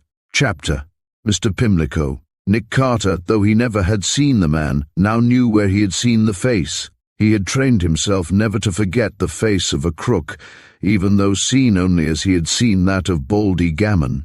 It was included in his rogues gallery, 2 excellent photographs, front and profile, on a Bertillon signalétic card sent to him from Scotland Yard about 2 years before. The card contained also a description and the criminal record of one Jasper Gammon, nicknamed Baldy Gammon because of his bald head. There could be no mistaking this fellow, who had a notorious record as a confidence man, sneak thief, and all-around swindler. "Baldy Gammon?" muttered Chick, not placing him. "Who the deuce is he?" Nick quietly informed him, at the same time taking up the dictograph receiver and holding it to his ear. Every word uttered in the opposite suite could be distinctly heard. Every sound that was made, in fact, and Nick whispered the interview to Chick while the scene in the suite across the hall was in progress. Minds as keen and perceptive as those of the 2 detectives could easily supply most of the following invisible details. Sir Edward Chadwick closed the door and waved Baldy Gammon to a chair, taking one opposite his visitor. "Well, you are on time," he said approvingly, though his voice still had the hard twang that had grated on Nick's ears and suggested the flinty nature of the speaker. "Yes, Sir Edward," replied Gammon, with a pronounced vernacular. "I allus makes it a point to be on time allus, Sir Edward." "Well, skip all else and light upon the issue," said Chadwick. "What's the verdict?" Baldy Gammon drew forward in his chair and announced with manifest satisfaction, together with a leer in his coal-black eyes. "We've got him, Sir Edward, got him foul and dead to rights. In other words, Sir Edward, we've got him just where we wants him." "I already know that, Mr. Gammon," returned Chadwick bluntly. "You does?" Baldy Gammon looked surprised, and Sir Edward Chadwick proceeded to explain. "I have called on Nick Carter and learned how the game was played and the stumbling block removed," he said pointedly. "I thought it wise to cover my tracks by seeing this American detective without delay. He does not suspect me, nor will he now, and though he is at work on the case, he frankly admitted that he is all in the dark, the which is a very good place for him to be, Sir Edward," Gammon dryly vouchsafed. "Don't he know, then, as how you have been here for nearly a week?" "He knows nothing about me, Mr. Gammon, except what I saw fit to tell him." "Well, it's safe to say, Sir Edward, as how you'd tell him nothing worth knowing," said Gammon, with a grin. "Come to the point," frowned Chadwick. "I did not employ you to comment upon my sagacity." "Very true, Sir Edward, very true indeed. Come to the point. Is it all over?" Baldy Gammon shook his almost hairless head and appeared a little disturbed. "Well, not quite, Sir Edward. Not quite, he reluctantly admitted. What do you mean, gammon? Sir Edward harshly demanded. What do you mean by not quite? Hasn't he been disposed of, put out of the way, out of existence? Not yet, Sir Edward. Why not? Hang it, why the delay? I inferred from what Carter told me that it was all over, that the infernal— Now hold your 'osses, Sir Edward, hold your 'osses, Gammon interrupted, with as much suavity he could command. It's as how it can't be helped. I'll tell you just how it is, Sir Edward. Do so then and lose no time about it, Chadwick commanded, frowning more darkly. I had hoped you brought me better news. It's precisely what I suspected, Nick Carter murmured. I'll wager my reputation on it. Looks so, Chick tersely agreed. Baldy Gammon, having broken the ice, came forth with his explanation. It's like this, Sir Edward, he began. When I came over here for this here work, knowing as how you soon would follow me, I had in mind the very man for a job of this kind. It don't matter what his name be, nor would a like me to inform you. I'm not at all anxious to know it. I've knowed him for some time, Sir Edward, and I knowed he would have the right help and a heed to frame up the job in the right way. How well he did it, Sir Edward, goes without saying. We've got the man. We've got him where we wants him. You know where I want him, snarled Chadwick harshly. You know what depends upon his death, and— Hear me out, Sir Edward, interrupted Gammon pacifically. It's as how we can turn him down at any moment. Why in thunder hasn't it been done, then? Why this needless delay? Delays are always dangerous. It's like this, Sir Edward, Gammon proceeded. This covey I speak of, him has run the whole blooming job, and who can be banked on to do, his part when the time comes. This here covey don't feel dead sure of getting what's coming to him. The money you agreed upon? Is that what you mean? That's what I mean, Sir Edward, but couldn't you convince him that the money would be forthcoming? Snapped Chadwick impatiently. You should have made it plain that he will finally get it. I tried to, so I did, Sir Edward, but it's as how the covey don't feel that way, Gammon replied, a bit dubiously. You see, Sir Edward, he wants to be dead sure of, is afore taking the risk of a chair what isn't over-inviting. I could not tell him just who you are and all the facts, the which would be very convincing. You ordered me not to do that, Sir Edward, and I'll act on the square. So the covey is holding off till sure. Wait, Sir Edward exclaimed harshly. Where is this man? I must see him. I must talk with him myself. I can convince him that the money will be forthcoming. Send the man here to see me. Baldy Gammon stared thoughtfully at the carpet for a moment. I ain't a bit sure as how he'd come, Sir Edward, unless he comes in disguise, he then replied. I don't care how he comes, so be it he comes quickly, snapped the other. That could be inside of an hour, Sir Edward. I will wait here for him. He has a silvery grey wig and a flowing beard, the which I've seen him wear at times, observed Gammon. I'm thinking as how he would come in them. Let him wear them, then, and I will have him use the same signal knock as I used. Once, then twice. Yes, Sir Edward. Very good, I will remember. To make dead sure, added Gammon, I will have him mention his name as Mr. Pimlico. That's no common name, Sir Edward, and you'll be sure it's him. I understand you, Gammon, Sir Edward said with a growl. Send the man here tonight. Tell him I insist upon seeing him. Baldy Gammon arose with a bow and gesture of assent, then hurriedly departed. Nick Carter whispered a few words to Chick, then stole noiselessly out of the suite in which they had been listening. It was 8:30 when Baldy Gammon departed, leaving Sir Edward Chadwick to await the arrival of the said Mr. Pimlico. Chick Carter made no move to prevent the departure of this London crook, nor to follow him. He remained seated in the darkness of the opposite suite, with the door still ajar and his gaze fixed upon that directly across the corridor. 9 o'clock came, and with it came Mr. Pimlico. There could be no mistaking the man Baldy Gammon had described, with his silvery grey hair and flowing beard, giving him the appearance of a man of 70. Chick heard him coming and saw Chadwick open the door in response to the signal knock. He surveyed the man a bit sharply, saying tersely, Well, sir? My name is Pimlico, said the other. Ah, come in. The door closed behind the couple, and Chick Carter seized the dictograph receiver. Sir Edward Chadwick took a chair near the table, his visitor one directly opposite, saying, while he sat down, "Gammon brought me word that you wish to see me." "I do," Sir Edward said curtly. "What need is there?" Mr. Pimlico demanded. "Much need. He said he told you just how matters stand." "So he did. I am taking chances by coming here, sir, even in disguise." "There would have been no need of your coming, Mr. Pimlico, or whatever your name may be, if you had done what you had agreed to do," Sir Edward said, quite sternly. "I have taken all of the steps agreed upon except one, the last step," Pimlico said with ominous significance, but with unruffled calmness. "I am in a position to take that final step at any moment. But you have not forgotten, of course, there is another side of the bargain." "You mean the payment of the amount agreed upon," Pimlico put in firmly. "That will be paid when your work is completed, when I have positive proof that it is done. What assurance have I of that?" "My word of honor," said Sir Edward with a steadily deepening frown. "That ought to be sufficient under such circumstances." "Could there be more desperate circumstances?" Pimlico calmly inquired. "Bear in mind that you are a stranger to me, that I have taken the word of another for what I already have done, and to the effect that you are a responsible person and will make good. That is hardly enough, however, in view of the nature of the work and the risks involved. Before the final step is taken, ending the whole business, I must see the color of your money." Sir Edward shifted uneasily in his chair and eyed his visitor more darkly.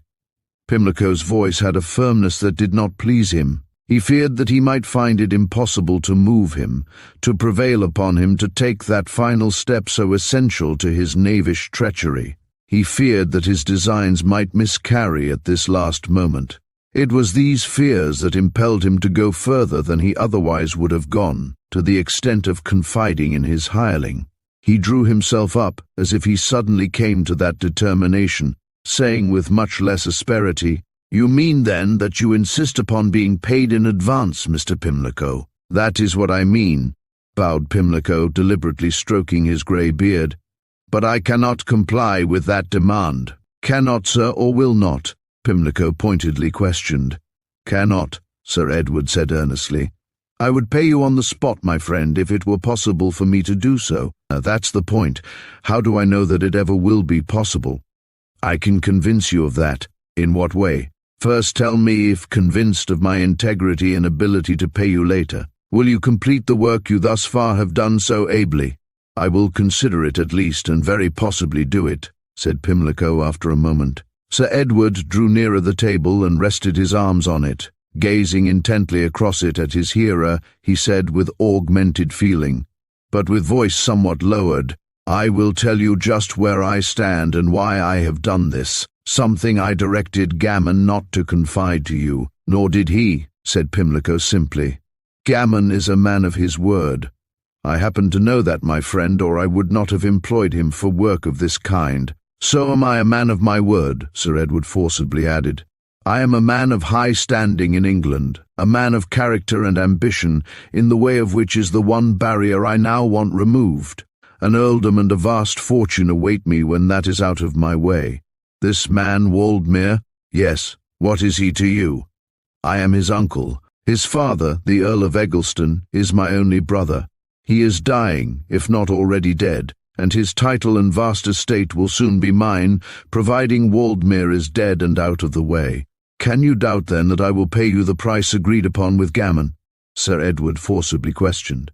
"Why, man, I will pay even more liberally. I will double the amount, and it shall be paid when—" "One moment," Pimlico interrupted. "Has Gammon told you where Waldmere is confined?" "No, he has not." "Or who I really am and where I hang out?" "No, neither." "Have you any idea?" "Not the slightest. I have left it all to Gammon." "Nor do I care about that, Mr. Pimlico," Sir Edward added. "If you will do what I require, if you will put this man away, if you will complete your work at once and contrive that positive proof of Waldmere's death shall be found, I will do all that I have agreed to do, and something more than that, as soon as—" He stopped short. A pencil with which Pimlico had been toying had slipped from his fingers and fallen to the floor. Sir Edward Chadwick leaned over to pick it up and replace it on the table. When he straightened up and again gazed at his visitor, he underwent a change as if death had suddenly claimed him. There had been an equally quick change in the other. Mr. Pimlico had disappeared. His grey wig and flowing beard were lying on the floor. His right hand held a revolver, his left a pair of handcuffs, and the stern face that now met the gaze of the horrified Englishman was that of Nick Carter.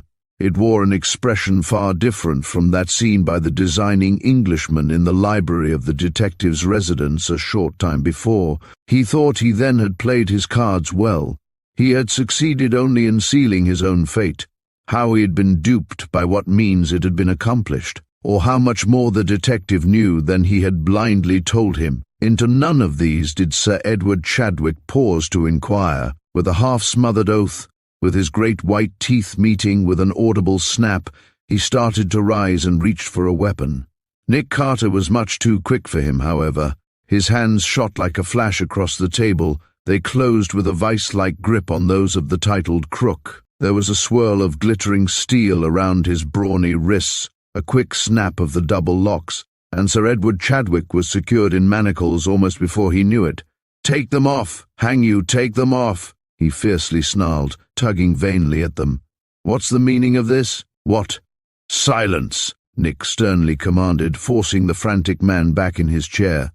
"You know very well what it means. You are under arrest, Sir Edward Chadwick, a would-be murderer by your own blind confession. You will answer to the law for conspiracy with intent to kill. Now, having got the mastery, I will take steps to secure the hirelings." The Englishman broke forth again with bitter oaths and imprecations, though his face had gone ghastly, and his lips were as grey as ashes. Take them off, he repeated, striving vainly to break the steel bracelets. "You can do nothing. You cannot prove it. My word is as good as yours. There were no witnesses, no—" "You are very much mistaken," Nick again interrupted sternly. "I have all the corroboration the law will require. There is a dictograph behind this desk, and my chief assistant in the opposite suite has heard every word you have said. I will call him, that you may see for yourself and end your vain struggles." A cry failed to prove effective, however, and Nick stepped into the hall and threw open the door of the opposite suite. It no longer was occupied. Chick Carter had disappeared. Nick wondered and waited, but waited vainly. Chick did not return, nor did an hour bring any sign of the genuine Mr. Pimlico. Chapter, Taking Long Chances. It was a misty, humid, disagreeable night, with the unseasonable January warm spell hanging on, making winter garments almost unbearable, though ordinary discretion precluded removing them. Patsy Garvin found it damp and uncomfortable while watching the Ringgold residence from a concealment in the adjoining grounds. He was glad when the early dusk of the afternoon deepened into darkness, enabling him to steal out and move around without incurring detection, thus relieving the monotony of his persistent vigil. It was 8 o'clock when his patience was finally rewarded. He had seen the Ringgolds at dinner, had watched them through the lace-draped windows of the house, and had seen Nan Levine serving at the table, then clearing it, and supping with another servant in the kitchen. Nothing in her looks or actions, however, denoted that she was in haste or had any intention of going out that evening. Patsy was agreeably disappointed, therefore, when he saw her leaving the house. She emerged from the side door with a dark cloak enveloping her slender figure, while her head and face were covered with a veil. She tripped out to the street, where she paused to glance sharply around for a moment, and then she hurried away. "Gee whiz, she is breaking cover all right," thought Patsy, at once elated. "She's off on a definite mission too, and that looks more like business. There's no mistaking her, for all she's so bundled up and closely veiled. That points to something doing for fair. It's 10-1 now that Chick sized her up correctly." Stealing out, Patsy followed the girl with no great difficulty. He knew that his disguise would preclude recognition, even if she had seen him the previous night, as Nick had apprehended. It soon became obvious to Patsy, however, that she did not feel that she had incurred suspicion, or had any thought of being followed. Patsy shadowed her over to New York, where she took the 3rd Avenue elevated. Leaving it a little later, she finally brought up at an inferior wooden house in a low street on the east side. She darted up the enclosed steps and rang the bell 3 times, and she was admitted so quickly that Patsy was unable to see who answered the summons. "She's undercover again, all right, but this looks still more like business," he said to himself. "But how am I to get next? That's the question." Patsy had paused on the opposite side of the street and was sizing up the house and its surroundings. The ground floor was used for a small store. Over the door was a sign bearing the single word Hogan. "It looks like a measly little grocery store," muttered Patsy. "But why is it closed so early? Other shops around here are open. Hogan must have other business on for tonight. Something doing in which that girl figures. Gee, I must contrive in some way to turn the trick." The front room of the dwelling over the store was in darkness, but Patsy could see that the roller shades were drawn down, with no sign of any person near them in the act of peering out. He could also see on the rear wall of an adjoining building the faint reflection of light from the side window of a rear room of the house. "That's where the girl has gone," he rightly reasoned. "But who is with her, and how am I to get up there? Those windows are a good 10 feet from the ground. I'll have a look at the back of the crib. There may be a porch." Moving more cautiously, Patsy found a narrow passageway between the house and the building mentioned, through which he stealthily picked his way into a small backyard, so small it was hardly worthy the name, for the rear wall of a large garage fronting on the next street was within 6 feet of the back of the house. The yard was as dark as a pocket, moreover, but Patsy could feel the outlines of a bulkhead door, evidently opening into a cellar under the store. There was no sign of a porch or means of getting up to the second-floor windows. Patsy could see, nevertheless, that the curtain of one of them was up about an inch above the lower sash. While looking up, he also saw that the garage was quite a new one, and that it was built of cement blocks, a building of only 1 story and having a flat roof. "If I can get up there, by gracious, I might get a look into that room at least," he said to himself. "A look might help. I'll make a bid for it, even if I have to seek aid from whomever runs the shebang." Feeling around a rear corner of the garage, bent upon finding a way to the front, Patsy discovered that the alternate corner blocks of cement were set inward about 1/2 inch, a quite common and slightly ornamental construction, as courses of bricks at uniform distances are sometimes laid. Naturally, of course, each receding block left a slight projection, the upper edge of that on which it was set, and Patsy was not long in finding that he could fix his toes on these projections and, by grasping those above, that he could mount to the garage roof almost as easily as if provided with a ladder. "Gee, this was softer than I could have hoped," he said to himself when seated on the edge of the low roof. "The house is near, but not quite near enough. By Jove, if I had only a piece of holy smoke, I'm a smelt if I haven't got it. Things sure are coming my way." It was a piece of board that had caught his eye, a strip about 6 feet long and as many inches wide, and which evidently had been overlooked by the builders when cleaning up the roof of the garage. Patsy seized it with much the same avidity as a terrier seizes a rat.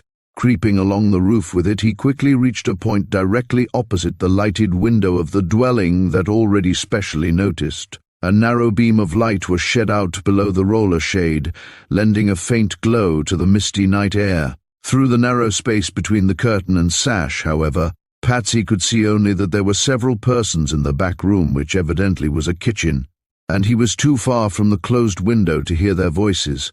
"Gee, Whitaker, I've got to get still nearer," he said to himself, ruefully gazing into the black abyss below.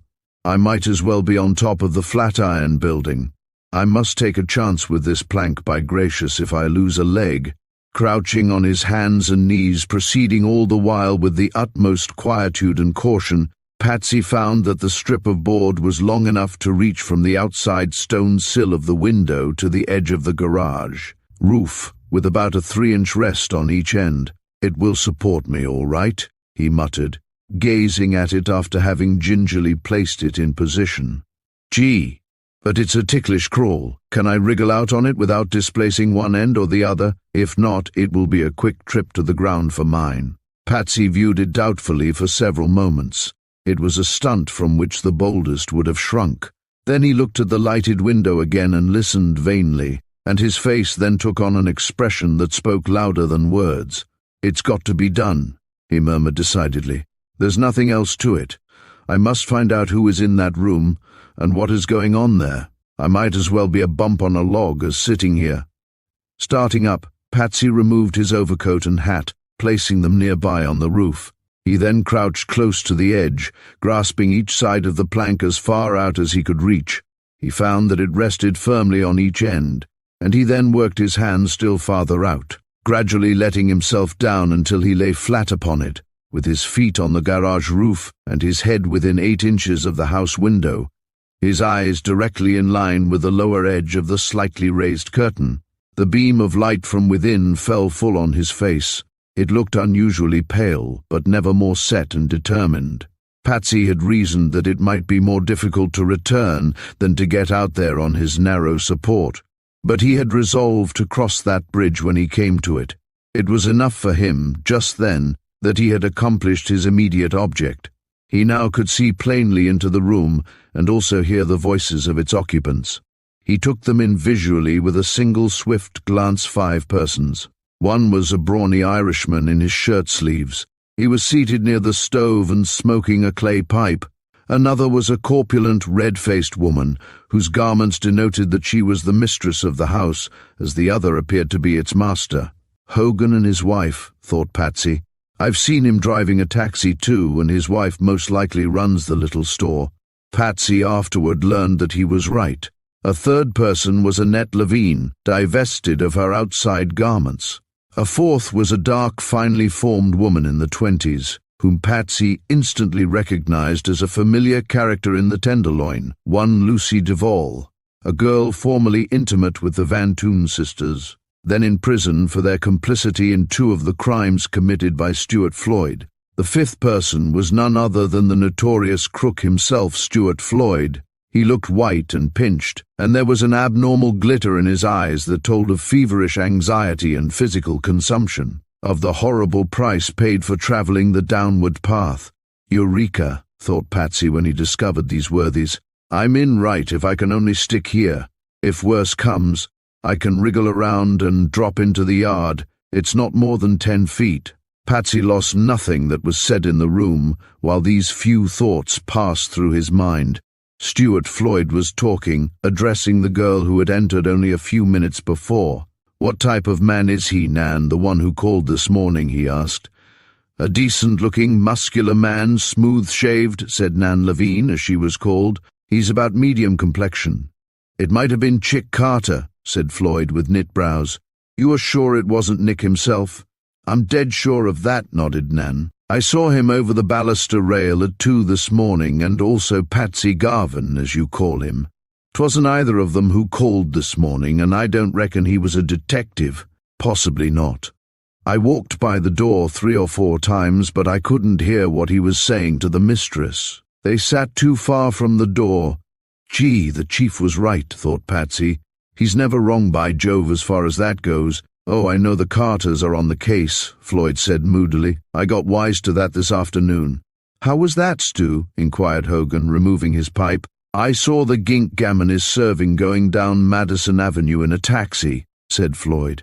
"Gammon thinks I ain't wise to him, but I am. From what Gammon has told me, I reckon the English gink was going to pump Carter, or pull off some kind of a bluff.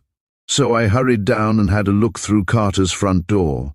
"Gee, that's news to me," thought Patsy with increasing interest. "I saw Carter himself on a couch in one of the rooms," Floyd went on. "I piped him through a mirror in the hall.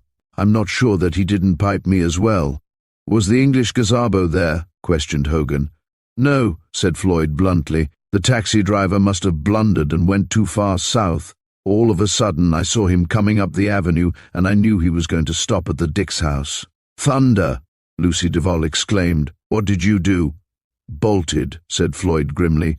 "I made a quick getaway, you can bet on that. The gink went in there, and that's all I waited to see. Gammon had an appointment with him at 8. He ought to show up pretty soon, then we'll know how the cat is going to jump." "Do you think the Dicks have got any line on me?" questioned Hogan apprehensively. "How can they have any line on you?" Floyd returned with a growl. "You was in disguise and you had a rented limousine with a phony number. There's no way that they can have picked up a line on you. Begad, I hope not." You stand well as a taxi driver, Floyd added. You're as safe from suspicion as a preacher. That's why I had the infernal livestock brought here. You're right, maybe. I know I'm right, Floyd asserted confidently.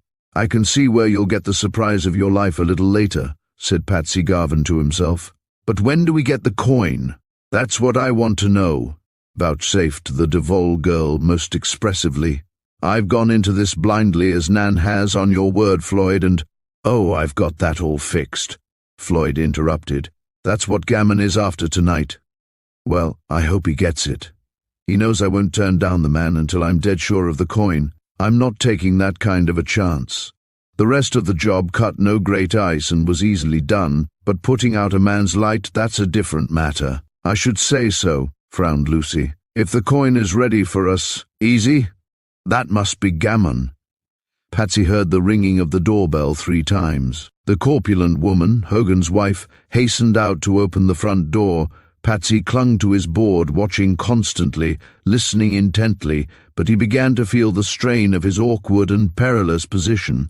He scarce dared to stir, lest the board should slip from one end or the other, and his distress was each moment becoming more painful. I'll hang on, by thunder, till I learn the whole business, he muttered, gritting his teeth. I'll land this bunch too, or know the reason why. Less than a minute had passed when Mrs. Hogan returned to the kitchen.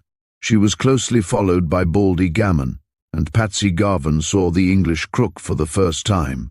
He knew nothing about him, of course, nor about the first interview Nick had had with Sir Edward Chadwick, and much that he had heard was almost Greek to the determined young detective. Hence his resolution to get all that could be obtained. Stuart Floyd sprang up with an inquiring stare when Gammon entered, but the latter said quickly, with a sharp glance at the several other occupants of the room, "Gimme a word with you alone, Floyd. It's as 'ow I 'ave something to tell you. What about, you know? Come into the front room," Gammon insisted. Stuart Floyd followed him without replying. Hogan frowned darkly, and Lucy Devol stole to the kitchen door to listen. Patsy rightly reasoned that Floyd and Gammon were the two responsible for the active work of abducting Waldmere, and that the others were merely in their employ.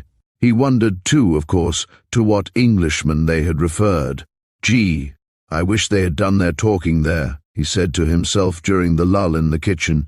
"This may leave me dead lame as to the exact truth, as lame as I'll be after lying so long on this board. It's like being on a rack." Patsy had not long to wait, however, before Gammon returned to the kitchen. Scarce 10 minutes had passed, and the English crook then was followed by a man with silvery grey hair and a flowing beard. Patsy instantly recognized him, nevertheless. "Great guns!" he exclaimed mentally. "What's on now? Floyd is going out in disguise. Gee, had I better tried to follow him?" Floyd already had on his street garments, and brief consideration convinced Patsy that he could not possibly get down from his perilous perch in time to overtake him, for Floyd lingered only to say a few words quietly to Hogan, and he then turned sharp on his heel and departed. Gammon remained, however, and took the chair the other had vacated. Floyd had gone, of course, to keep the appointment as Mr. Pimlico. Lucy Devol, frowning, began to question Gammon about it, and so sharp and insistent were her inquiries that he finally proceeded to tell them of the exact situation. Patsy listened exultantly, but it was of brief duration. The talk in the kitchen led up to Nan Levine's mission there, of which Baldy Gammon was ignorant. The moment he learned of the morning caller at the Ringgold residence, however, he seemed to be inspired with suspicions that had entirely escaped Stuart Floyd, or been utterly ignored. "Hang it, girl, you may have been followed here," he exclaimed, starting to his feet. "How do you know you wasn't? What's out back here? Let's have a look." "Oh, there's nothing there," growled Hogan, laying down his pipe. "How do you know? Let's make sure of it all the same. I'll see for my blooming self."